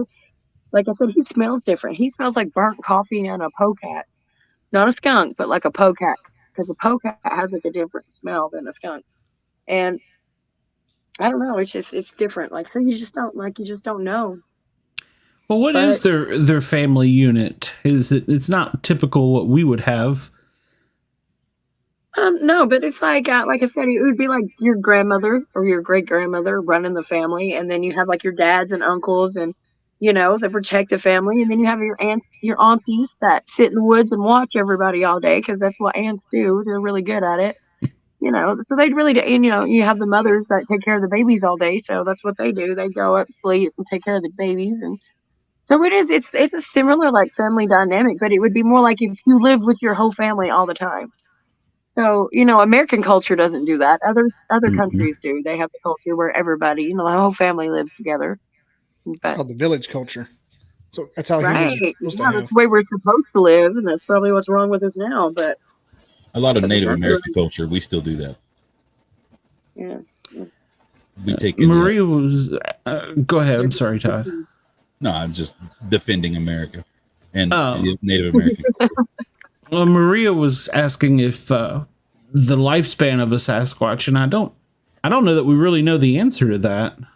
I mean, have you ever had one that isn't around anymore? No, so far no. And I mean, I've watched some of them get older. You know what I mean? Like I've seen some of them, like the watcher that's out that hangs out with me. She was just little when I was younger, and I feel like she's definitely up there in years now. She's definitely fully grown, fully matured, or whatever. But like, I don't know. Like some people say I think they're similar to humans, but I would say it would be like for every year that we grow, I would say they go about 2 to 3, years ahead of us. I don't know, but that's just a guess. I don't know. Yeah, I don't know what their maturity rate would be. I mean, I would think it would be similar. Like, I don't know if they're mature. They could just be immature. I don't know. Well, true. Well, I mean, plus they don't have the value of time that we put on the value of time. So, I mean, as humans, we put so much value on every moment of the day. So, it's a construct, right? It's just a human-made construct, right? Yeah, exactly. Bobby, you're blanking out there. Are you? No, I'm fine. Yes, I'm doing other research here. I'm planning my trip. You're planning your trip. Yeah. Since he brought the trip closer up, to Minnesota. I want to go back to what he said earlier about, like, if somebody was out there camping, say Bobby was out there camping, and I was out there with him, and I'm good at heart. But if something came out of the woods, like we're sitting around a campfire and something comes out of the woods, my ass is running. Is that going to offend them? That's racist. I talked about that to people about like how it must feel. So every time a human sees you, that they start shaking and stuttering and shitting themselves, and then they try to pull out their phone and they're shaking, and like how that must feel to be like, oh, another one. I think that they are totally about that. I believe that. Whose fault is that? We've been trying to get them to be friends for generations, and they're the ones hiding from us. The phone works both ways, Sasquatch. They're only hiding from some of us. There's some of us out there that are just like, I go out in the woods, and just like I'm talking to you guys, I talk to them. I talk to them out loud. And sometimes I get feeling readings back from them, and sometimes I don't. And sometimes that we just communicate through rock knocks and clicks and stuff like that. And sometimes it's full blown Well, they could hear you right now, Bobby. If her phone is loud enough, they can hear you right now. Well, they sit outside my window. That is not a lie. It's not that's why I said earlier when I was calling the mother old, or older. I didn't call her old. I didn't call her old. In saying that she's older, I know she can hear me, but they know everything about you as soon as you walk into the woods, or as soon as you get close to the woods. As soon as they can make eye contact on you, they know you. They know what's inside you. They know your aura. They know what's going on up here. They know. And I mean, that's what agree makes with them. It makes them more. That's why they're so good at hiding. That's why. Have you ever had one come in? What do you mean? Yeah, in your house. In your house? No, No, but like back in the day, like when they would mess around, because they, like I said, they didn't mess around too much, but they used to mess around a little more like than they do now, because I think we know each other now, so they don't have to. But when we first started having these like things happen here, you could be like, okay, so my bathroom is right here. It's in the dark part of like the back of the house, like there's no light right there. We would leave the window open in the spring and the summertime and stuff, and you could be sitting down. As soon as you go to start to pee, you'd sit down and start peeing. You could hear something walk up to the window, and you could hear it breathing, standing there breathing. And that, because I hate windows. I know what's out there. I know there's stuff out there, but windows creep me out, because when you're inside of the house, usually, unless you're sitting in the dark, you can't look out the window and see outside, but stuff can see inside on you. You know what I mean? And that just freaks me out to no end. And then you have these things coming up to the window and breathing when you're trying to pee. It is very nerve wracking. It's very nerve wracking. A couple recordings, a friend of mine, he thought he had some at his house. And so I told him, I said, well, you're not going to catch any on trail cam. Don't listen to what anybody tells you. And I said, go to Walmart and get you one of those good little digital recorders. And I said, just put it outside somewhere. Well, he didn't tell me where he put it.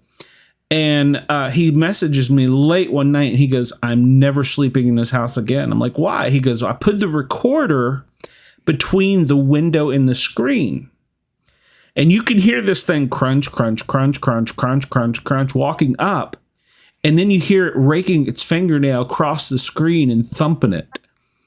Yeah. And I tested this actual theory here at my house, and I live in the suburbs, and I had success. I didn't have that success. And I said, well, okay, so now you know what's out there. He goes, no, that window is by my headboard 9 feet off the ground. And I'm like, okay, well, I moved my bed. Yeah. So. It's your mind, even though that you want to, like, for years, I was just trusting, I guess. For years, I was like, I knew that things were out there, but I would never, I guess, before I was grown, fear protects you. So in your mind, you're like, okay, this thing could grab me and snatch me and drag me into the woods and nobody ever see me again. And you get that in your mind. Mm-hmm. That could happen. It could happen anywhere you go. It could happen. But the chances of it happening to, like, a Bigfoot snatching you and a human snatching you have a much bigger chance of somebody kidnapping you rather than Bigfoot. So really, I was just putting my fear in the wrong places. Like, and they knew that. They knew I wasn't trusting. They knew I was scared. So, why would they come and scare me even more, knowing that I was scared? So the moment I let down that fear and put that fear down and went out and sat with them and told them that I wasn't scared and that I was sorry for being scared, it was completely different. It was a completely different relationship with them after that. Well, plus we're kind of like their cable TV. I mean, if you think about it. I mean, like, you know what I mean? Like, if they could, hey, easy now. if they could mess with us when we're in the woods, I mean, imagine the story of the young ones going back to the parents and they're going, hey, you ain't gonna believe this. I had this guy out there smoking some weed and I screamed one good time outside of his tent. The hairless one shit himself, ran out of the woods and left everything. I mean, come on. That would be like golden story. So. He was a big dude and he was moving fast. Deacon asked if you know if they can levitate. I think I've ever heard that one, but I don't. I've never seen them levitate. I've seen some weird things in the woods before that were pretty much levitating or flying, but they weren't Sasquatch. I don't know what they were, but I've never seen Sasquatch levitate, so I don't know. Yeah, they're very adept at trees. I know that for a fact. Was that because of the 9-foot window? She asked that because of the 9-foot window? She might have. I would just assume he lived in Forsyth County. He probably had a very large one there, is what I'm guessing. When you're going, like, here's another thing that would make a Sasquatch look like it's levitating. So when they go into cloak mode, or even when they're traveling when they're moving, and there's cloak mode where they just go invisible, but they're still there. But there's times where they move and they just disappear. They're not there no more. Because even when they're in cloak mode, they still have an aura. Like, their aura is still there. You can still feel the energy off of them. But there's certain times when they go through the woods and they just disappear. So when they go into that cloak mode or that disappearing mode, one or the other, some of them will be gone and some of them will still be there, and it looks distorted, but it also looks like that. I've heard people saying they only saw half of Sasquatch's body. They only saw half of him, and that didn't make no sense because there was Sasquatch, but then half of his body disappeared. But he was moving into that, to that portal or moving into that dimension, and it only catches like parts of it. So you're seeing him move into it. That makes sense. Yeah, and they do have I don't want to call it a hyper speed or whatever, but I'm sure that it's not just their normal speed. I think they have another speed that they can kick in, like an extra gear or something. I don't know what it is. And when they're in that mode, we've had them run through the camp, and you can smell and know they're there. And there's like a wind, and you see the dust from the ground coming up. But yeah, so there is that. But yeah, I've never seen them levitate. Like the Predator, Maria says, kind of. They are. When they cloak, it is very similar. Like the aura that puts off around them is very similar like that. People have been able to, catch pictures of them in that cloaking manner, just like that, And I'm a huge Predator fan. He's my favorite alien, hands down. Anybody who's just like, I'm not winning, let's just blow the place up. That's mad Mitch respect. Hedberg right used there. to say, if you know the comedian Mitch Hedberg, he used to say that Bigfoot is just blurry. He thinks Bigfoot is just blurry. And know what's funny? It feels that way sometimes because of the way they move in the woods. Sometimes, even when you're there with them, you don't get a good you're not just sitting there face to face with them, and they're moving or they're the way your eyes work too. Your eyes only see so much a percentage of what you're seeing. And not only that, it's inverted, right? So your brain has to pick up what it's seeing, then it has to invert it and then show you, so your eyes are doing, and it fills in the rest of it. It only sees so much, but your brain fills in the rest of it of what it doesn't see. And they know that. They use that against us when they're cloaking in the woods, or when they're in the woods, when they're moving in the woods. They can go back and forth and use that depth perception problem that we have, and that focusing problem that our eyes have, and the inversion and all that. They can use all of that against us, so. Sorry, Bobby. They're doing their best to avoid us, man. They can just give us like 2 or 3 hours for a CBS special. Just hang out. Bobby's booking a hotel room over by the Buc-ee's right now. Opens up the briefcase. 2 hours, right? We're in a conference room. Audio only. Audio only. If they can get away from us that easily, what's some footage in an interview? Zoom. Just give us a Zoom. Give us one Zoom. I know if you listen to Ron Moorhead.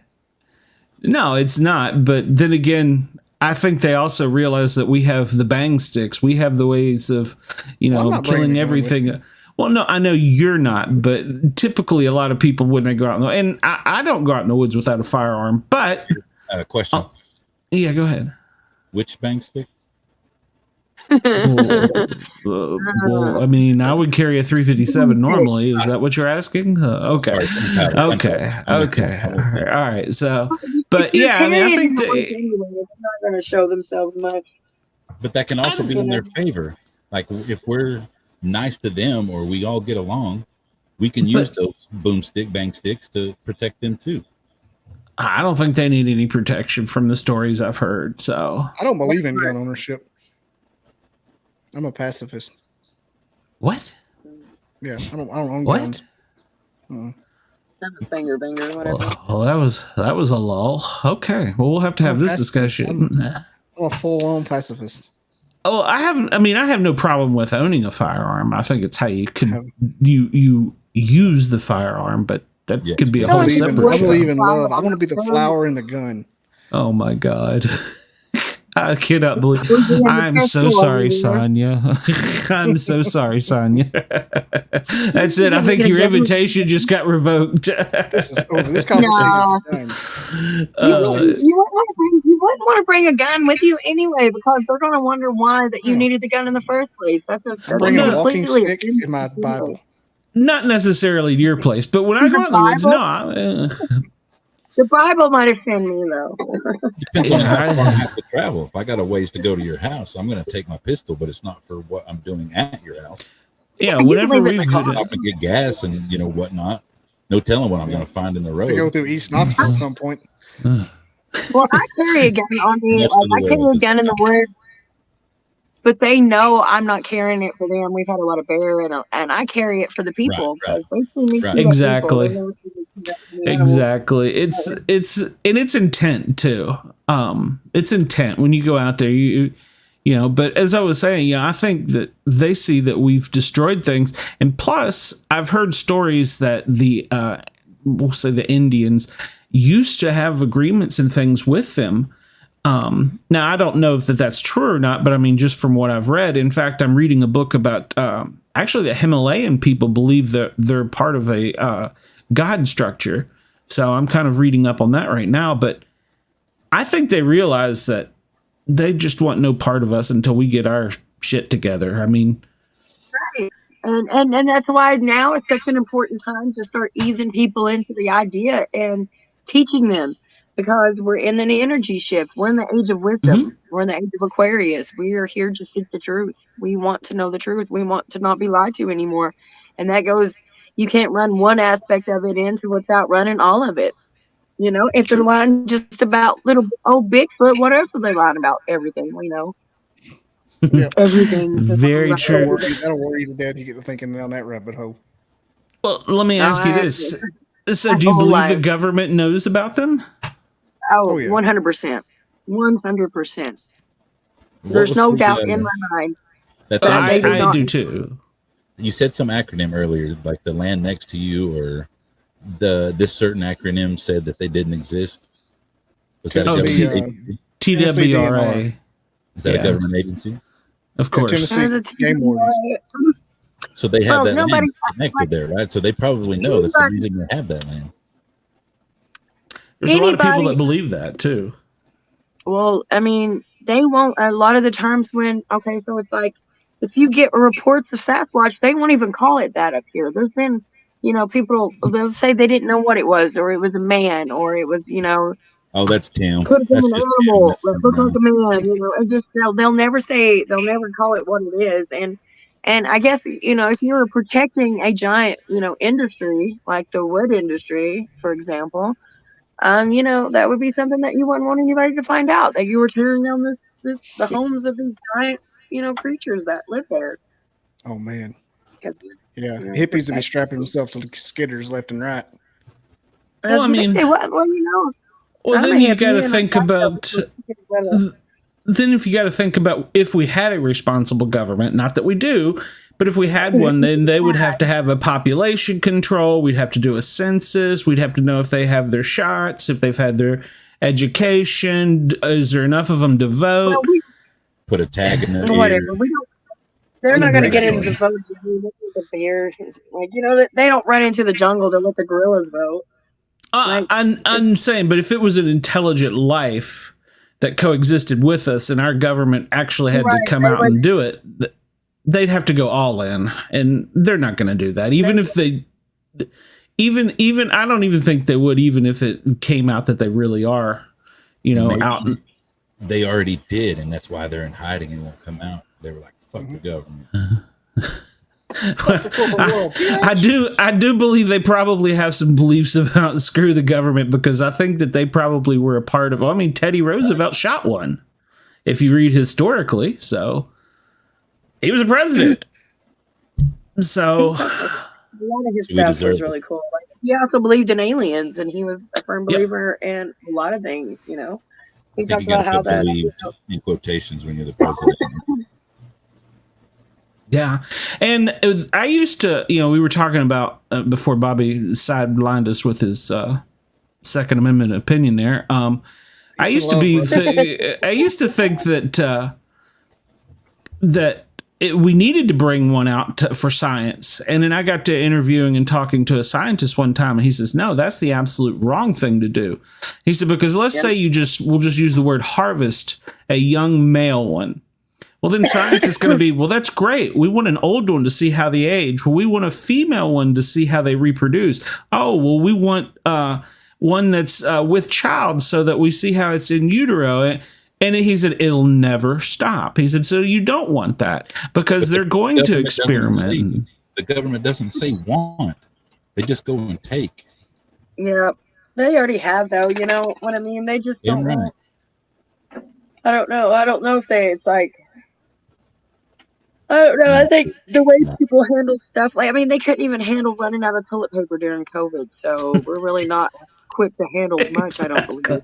You know, when you were telling your story about the bathroom, I was just picturing that commercial and a big hairy hand coming through with a roll of toilet paper going, here, I'll use this. Or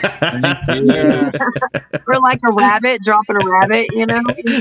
Exactly. There'd be like brown fingerprints on the toilet paper roll. That was the picture I had when you said that. I was like, that would probably scare me worse than just hearing them breathing outside. Just, oh, here, I use this. Hand them back the wet wipes. Like, I feel you, brother. Well, yeah, that was the scary part about it, was like the thought of it. Like, that's why I'm scared of windows, because it would stand outside and breathe outside the window.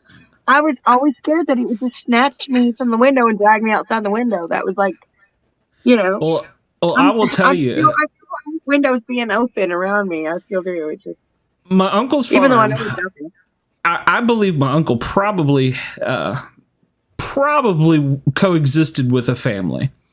And so there's a lot of reasons I believe that. But my mom was staying up there and she was having some health problems. And she woke up in the middle of the night in the upstairs bedroom and there was a Squatch standing over her. And she goes, I thought it was a nightmare and I went to scream and it went and put her right to sleep. And I was like, yeah, I would be checking all the doors, all the windows. So now, I mean, it could have been a nightmare, but at that point, if it was in the house and it did that, I mean, it really wouldn't matter anyway, would it? Yeah, it's too late. Right to sleep, it doesn't even need it. Wouldn't even. You think you would have put it to sleep before you woke up? It's going to matter tomorrow night when I try to go to sleep and I turn the light out. Yeah, they has sailed. So Sandman is Sasquatch. He just well, now when I was zapped up in the North Georgia mountains, I pretty much went, "Oh, what was that?" and kind of looked around, and then I was just like, grabbed the pillowcase or the pillow and just went to sleep, back to sleep, like nothing ever happened. Glenn got it was the damnedest thing. Glenn got I was about 8. I had one looking, like I woke up from a nap in my mom and dad's bed, and I woke up and there was one standing outside the window, and I just pretended I didn't see it. And I laid my head back down and put the blanket over my head, and my mom came in there and was like, "Are you awake?" And I was like, "Nope, nope." I just remember arguing with her, and that's really where that whole fear of windows. There's a couple of different reasons I'm afraid of it. That's one of them. Making Sasquatch and you don't really remember when stuff happens to you when you're small like that, or when you're younger. You have a long time in your brain thinking that was just a dream anyway, or that it was just, it wasn't real, because your parents tell you that it's your imagination, and you think that's what imagination is. You just thinking you're seeing stuff. Yeah. Well, we're sponges when we're children, so. Maria asked if we think, or if you think they have magic powers. It depends on what your definition of magic is, and we all have different powers. As far as telepathy, if you want to think of that as a magic power, they have that. That's considered. I would think that would be considered a magic power. They to can just be able to fall asleep in the portals like they do. Do what? They can cloak. They can snap their fingers and put you to sleep. They're right? Yeah. Tall as shit, can creep through your house and you never know it. Mm-hmm. Yeah, I don't. I make you think about stuff while you're sitting here, because I will be sitting here watching TV and just like doing nothing, and I'll get the urge to want to get up and go get eggs and take them to the woods. And I know it's them. I know it's them like wanting eggs. I know it's like I know it's them. It's them like, hey. You got any of those eggs? Yo, dog. And I know it's them, and I just, because I'm lazy. Like, I know I'm not just like, I'll just get up and go do stuff today. Like, that's not me. So I know it's not me thinking that. I'm that asshole that's going to think back like, come get them. They're in the damn fridge. I'm in the house next to this camera. You can have all the eggs you want. No, I wouldn't do the camera stuff, man. It's weird how, like, when you do have cameras, because we have cameras. We have cameras all over the property. They know exactly, which you hear them all the time. We hear little noises and stuff like that, but they know exactly where the camera lies, like where it stops, where you can't see no more. They know where that line is. That's what's so. When you think about them, like, and how would they know that? Like, even putting the camera down, you don't know how far back it goes. None of us walk the perimeter to see how far back the camera goes. How much you can feel it. They know to a T. Well, they can see the light for a fact. Well, the light from what? The IR coming off of it. From the IR, yeah, they can see that. They can see that like a floodlight. That's why I always tell people those things aren't going to work. Well, that's the thing about people. They were talking about trying to like hide recorders. They can hear any kind of machine that's on. They can hear that as soon as it comes on, like a dog whistle. Yeah. And you would have to think that noise bothers them like that. The frequency, because we're all vibrational creatures, but it must bother them. That's why they don't like it. Well, either that, or if they're so attuned to their environment, they know it's something new and they're inquisitive.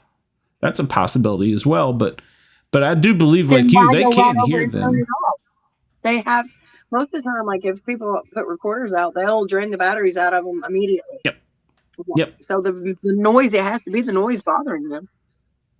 Here's some anecdotal evidence. I got an iPod for Christmas one year, and I never saw a deer the rest of that season when I had that iPod with me. Mm-hmm. So I've always pissed me off because I'm like, hell yeah, I can go deer hunting and listen to podcasts. Wait, whoa. Back up. Hold on a minute. Deer season, what did you hunt it with? Carrots? A Browning X-Bolt 270, Hornadies. Okay, all right. And a loophole 3x9x50. Okay, you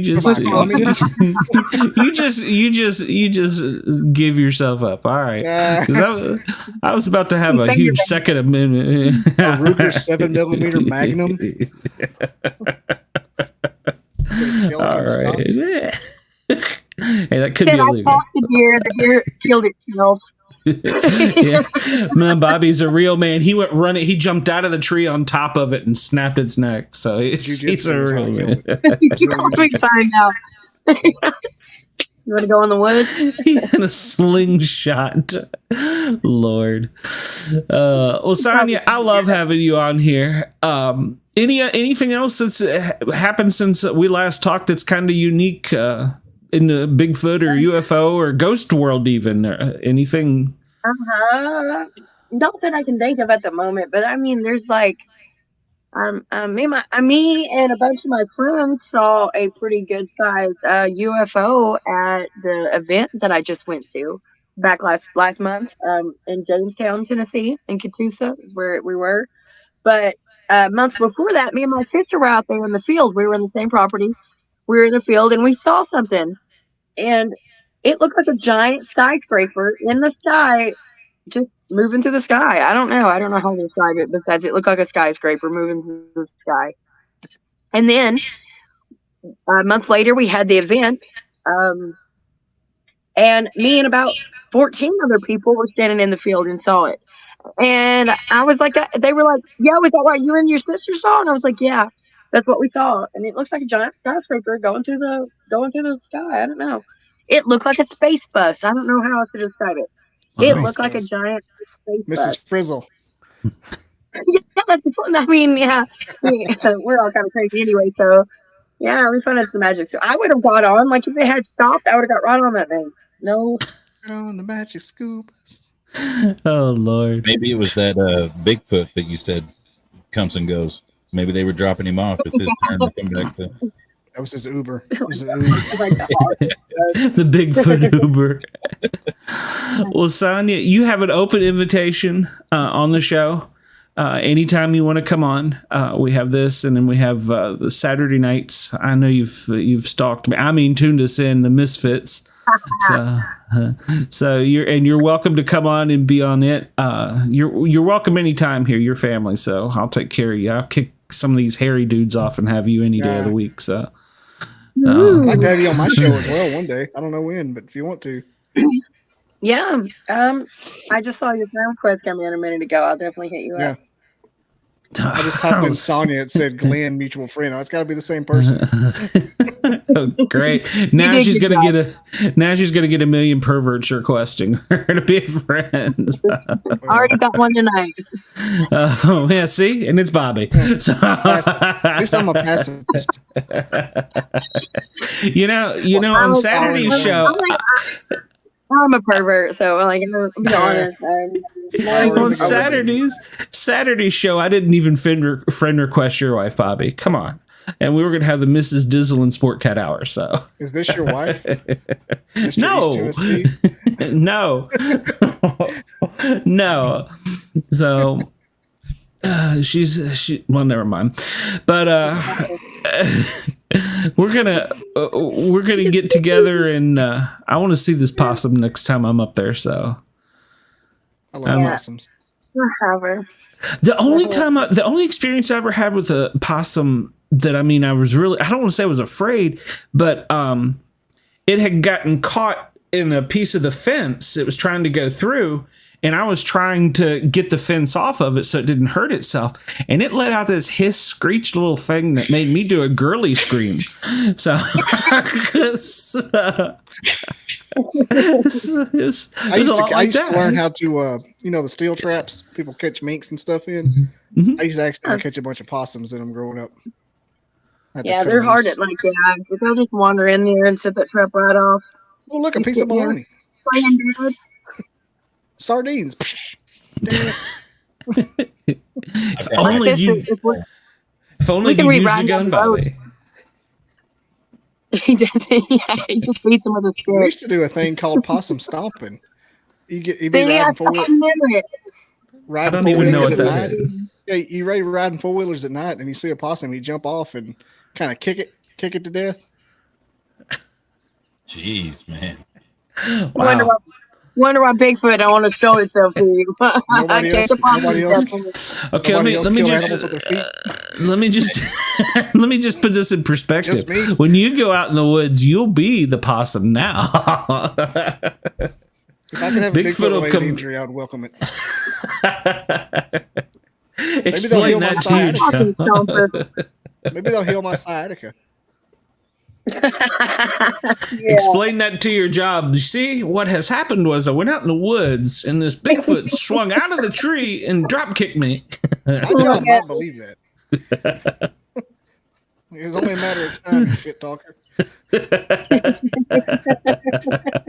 had it coming. Nobody would be sympathetic in the least. Oh, mercy.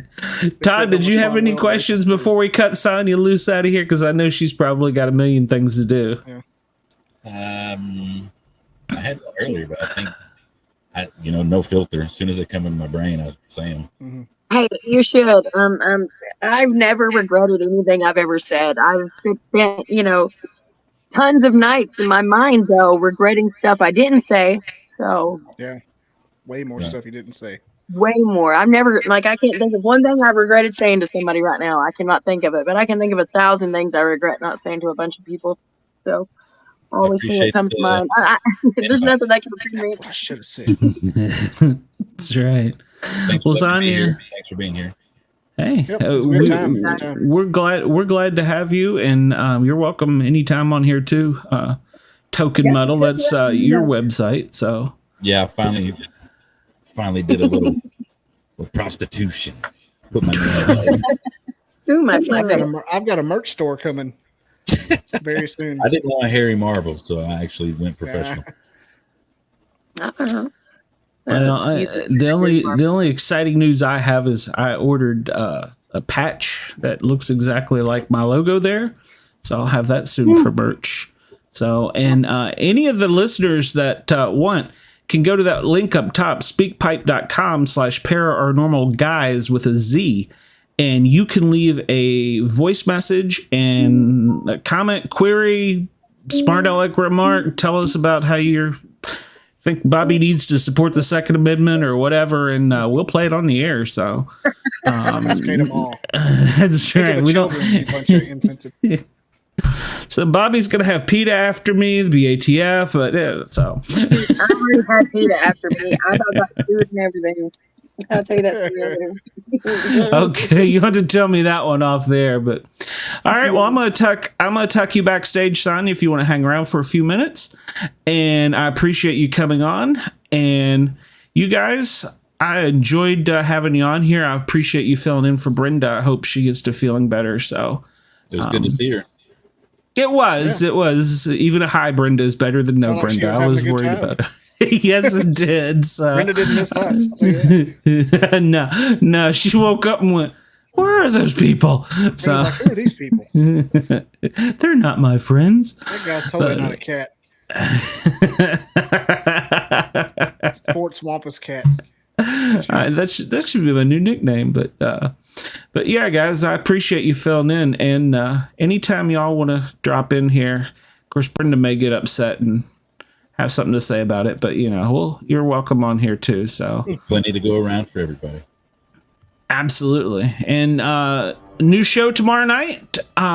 Big Brother is a CBS reality TV show, and they're starting their new season off. So I'm doing a podcast just on that. So new series on that. Saturday night is our Misfits. Everybody is a misfit.